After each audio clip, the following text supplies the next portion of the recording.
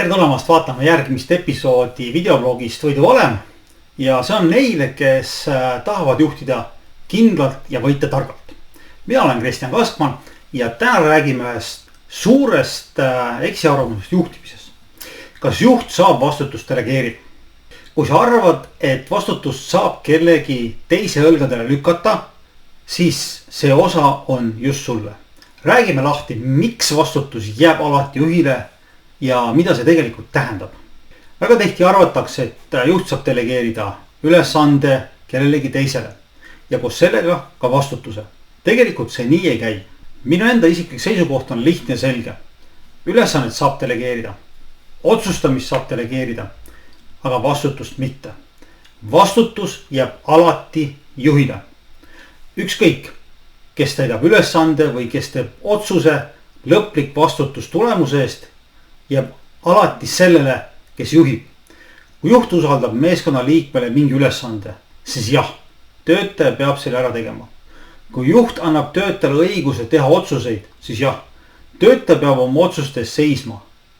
Aga kui tulemused jäävad saavutamata või tekivad probleemid, siis vastutab ikkagi juht, mitte ainult töötaja. Siin tehaksegi sageli vigu.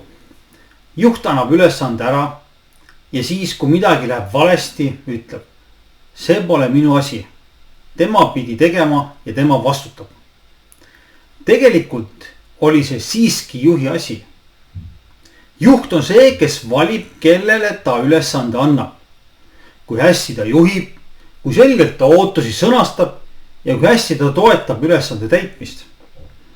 Kui juht asub juhi ametikohale, siis ta võtab endale vastutuse.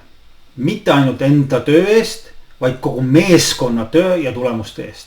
See on osa juhi rollist.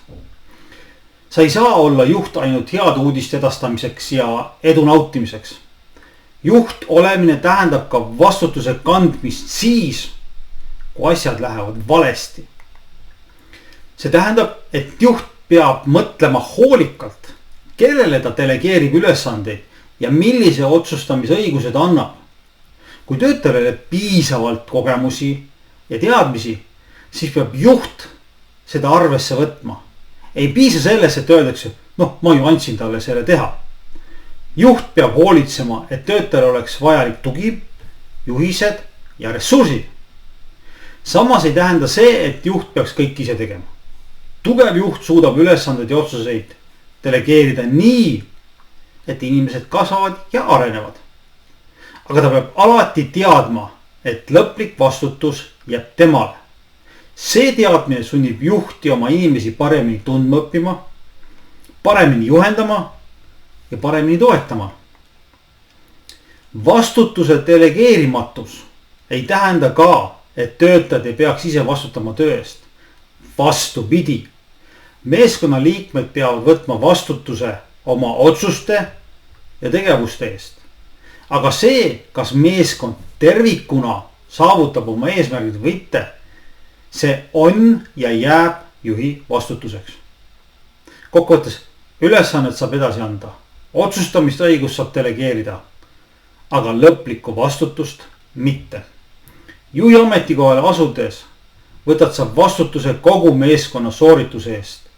See ongi juhi roll, kanda seda vastutust igal hetkel, ka siis, kui on raske. Aitäh vaatamast tänast episoodi Võidu valem. Kui tahad saada tugevamaks juhiks, siis mõtle täna, kas ja kuidas sina oma vastutust kannad. Järgmisel korral võtame ette juba järgmise teema. Seniks juhtige kindlalt ja võitke targalt.